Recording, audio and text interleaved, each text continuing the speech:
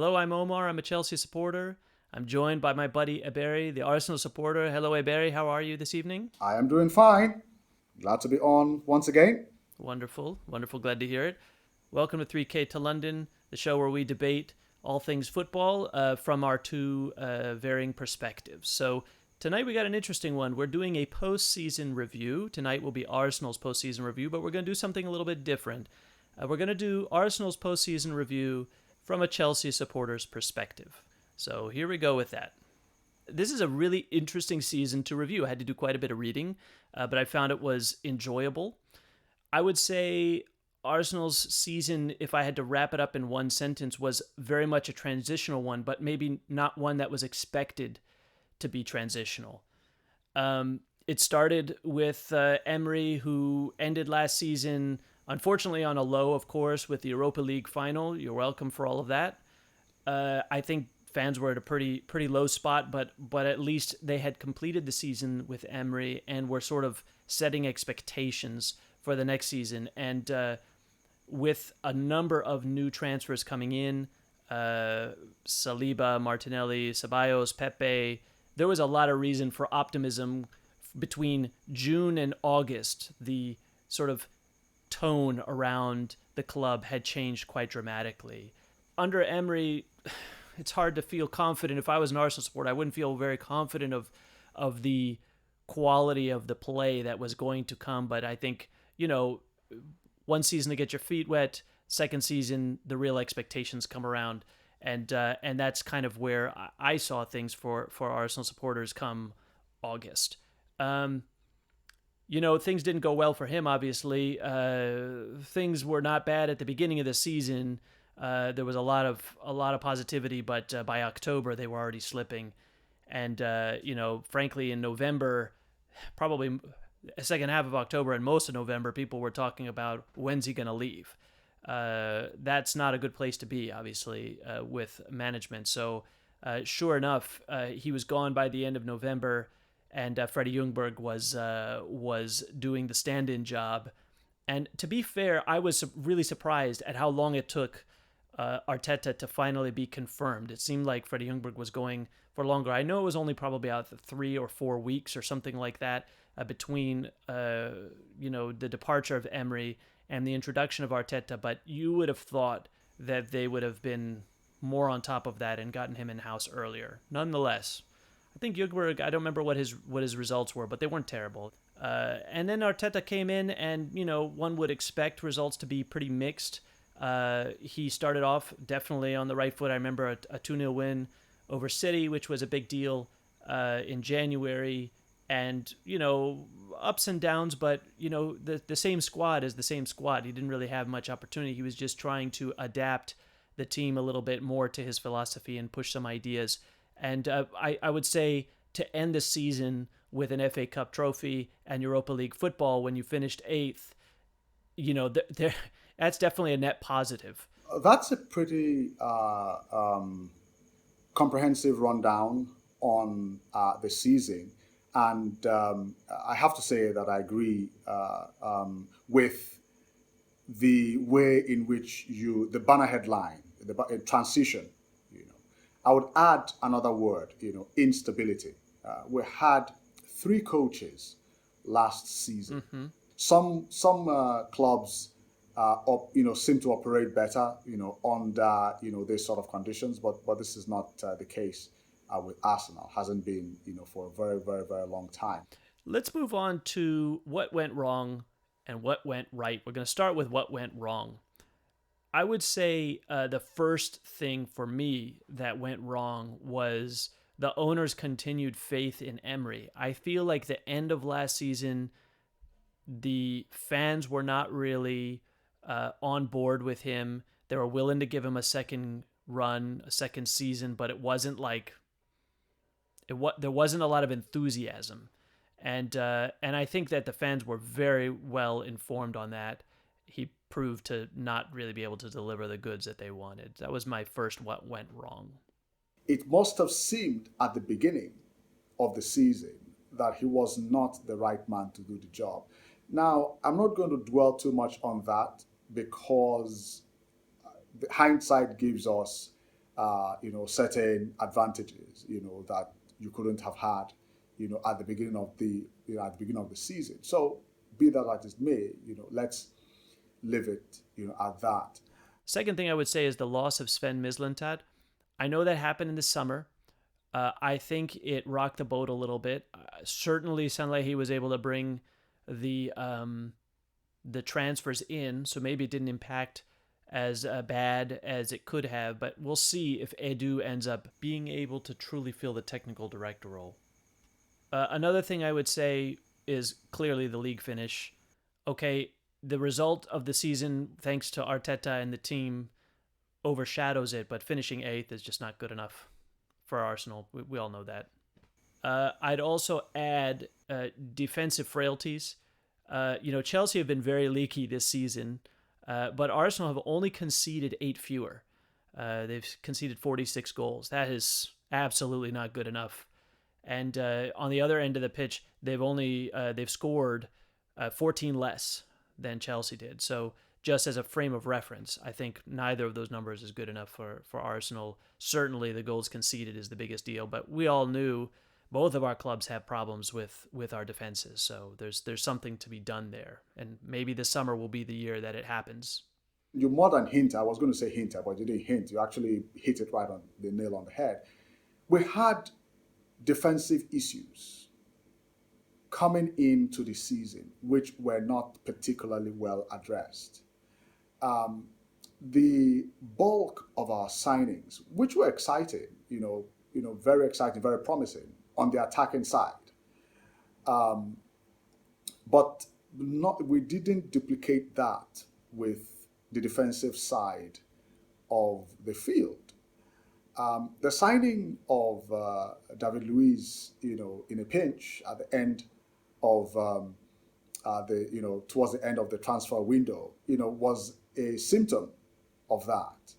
Okay, let's move on to what went right, and there are a few good things that went Yay! right. Yeah, yay! There are plenty of things, and I think, as I said earlier, on balance, I'd say the what went rights exceeded the what went wrongs. Thanks to some late season heroics. Really? Yeah, sure. I mean, there's still some. Oh yeah, that's true. That's true. Go ahead. Sorry, please let me not. Oh yeah, don't stand in the way. I mean, of a compliment. So number one, clearly, the new manager. Okay, I was very skeptical of Arteta coming in, thinking that he was not anywhere near ready for that. I'm sure next episode when we talk about the Chelsea season review, the same accusation will be leveled. Well, they both proved the doubters wrong, I think, this season. Time will really tell, but he absolutely got to saying the right things, getting the players to play for him. That's a big deal, and he finished the season in a good way. So I have to say that's a definite positive, and it plots a course for the next few seasons if he can keep things up. Another thing, young player development. Players like Nketiah and Willock and Maitland-Niles, they've all been floating around for a while. I know some of them got their start actually under Emery, but they really seem to have improved and flourished under Arteta. Of course, you can't say anything without saying the FA Cup win. That's a huge plus. Great way to end the season. Also gave Arsenal the opportunity to play Europa League next season. That's also a big plus. So that's absolutely something that went right. And lastly, I would say the fans have really been struggling for a while to get behind the team, the manager, and everything, and really feel optimistic, I would say. And ending the season like this and having this young manager who's really bringing forth some new ideas and changing the team's play, and it's seemingly starting to work and bear fruit, I think the fans are back on side. I don't expect them to turn on Arteta if season's results go, mixed or poorly next season. I think they'll stick with him. They tend to be, Arsenal supporters seem to be very married to that. I mean, certainly they stuck with Wenger for far longer than many of them should have, in my opinion. But I think they're back on side, and that's very good for the future of the club. Of course, you cannot overestimate the fact that Tottenham Hotspur, because of our FA Cup win, is consigned, to the qualifying rounds of the Europa League. Right. And, they and Jose Mourinho, their manager. Ah, Yeah. how sweet that is. How sweet indeed. Let me add one more thing to this. You see, this winning a title, winning a trophy, I know we didn't talk like this as Arsenal fans, so this might be a bit hypocritical.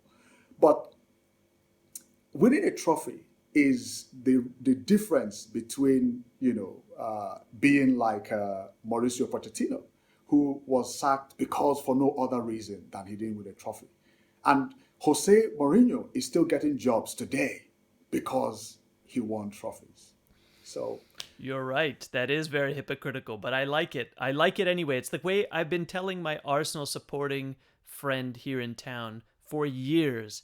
You got to count trophies. It's not to say that nothing else, is important, but that's pretty much the most important thing. If everything is going right at a club, you're winning trophies and people are happy. So, especially for the supporters, it can't be anything better than that.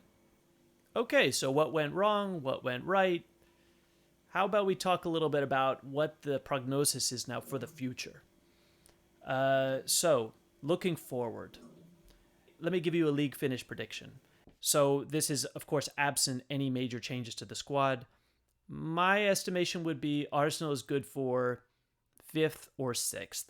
That's my guess today. Yeah, and I'll tell you why. Because I think he's got more time with the players, so I think Arteta will improve things. I don't think you're going to have problems with the big matches. You've got what I like to call Liverpool syndrome. From the early 2000s, Liverpool seemed to always get up for the big matches and beat the clubs above them in the table. But it was the second half of the table clubs that really caused them problems. And I think without any major changes, especially in the back, Arsenal will have problems with that. The other thing I think that's going to drag you down, if again without a major beefing up of the squad, Thursday night league. That's not an easy thing to handle, especially if you have a deep run. So I think if a deep run in the Europa League will cause strain on the squad is not very big, and I think that will affect league table position. So that's why I'm saying 5th or 6th, absent any major transfers. Now, I haven't heard much, to be honest. I ignored the basic rumor mill. The only thing that I've heard, obviously because it's very close to my club, is that Willian appears to be crossing town and joining David Luiz over at Arsenal. How interesting is that? It is really interesting. I'll just say this. I feel he's 32 years old. He's still a great player. He could bring a lot to Arsenal. I think he's coming because he was able to agree a longer-term contract at Arsenal. He wanted 3 years at Chelsea. We wouldn't give it to him. I think he wants to keep his family in town, and he's at a stage in his career where he probably isn't thinking too much about the glory he needs or the love, he needs for the club he's going to. I think he wants a paycheck and he wants to stay in town. I think that's it, personally. Last thing I would say for you guys in terms of looking forward, the dependence on Aubameyang. He has absolutely been brilliant for you this season. He has been your savior at many times, especially in the FA Cup final. He played a huge part. You can't continue to depend on him. We had the same problem with Eden Hazard for a couple of years. We tried to build the squad around him and give other options with limited success, to be perfectly honest. However, we're moving on, and I think that Arsenal has to find a way to have other options than Aubameyang to just dig them out when they need it. That sort of single player dependency is really going to be a question mark for me this season. I don't think dependence on him for the next 1 or 2 years is a problem if we can keep him. So keep Aubameyang if the absolute priority. The other thing that needs to happen is defensive reinforcements. I will shock you and surprise you here. As things stand with the squad that we have now, yes, we are going to absolutely struggle to make the top 4 if we go into the season just the way we are right now.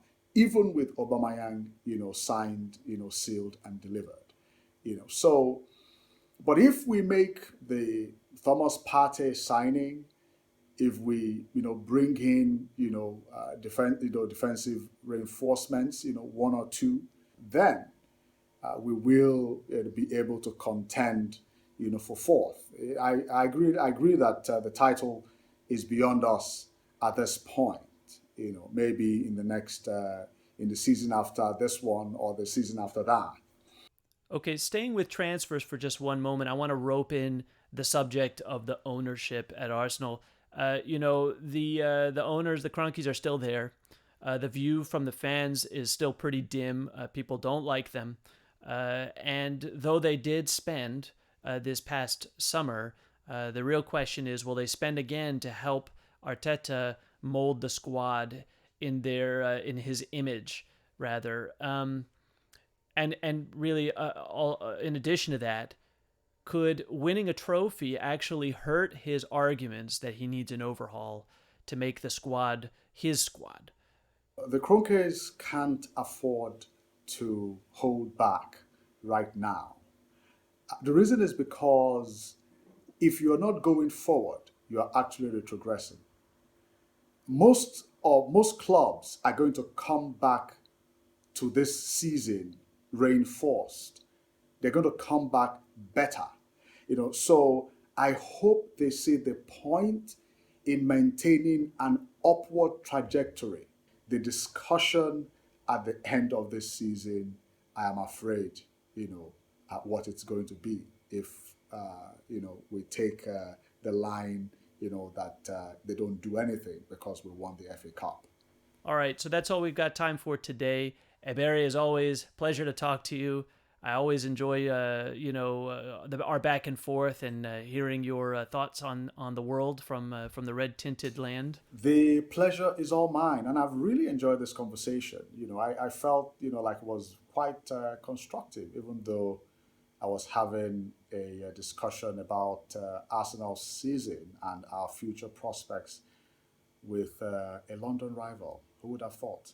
Who would have thought? Well, and indeed, next episode, you will be able to do exactly the same thing in the other direction. So I look forward to hearing your appraisal of Chelsea's season next time out. Well, I do hope to return the favor.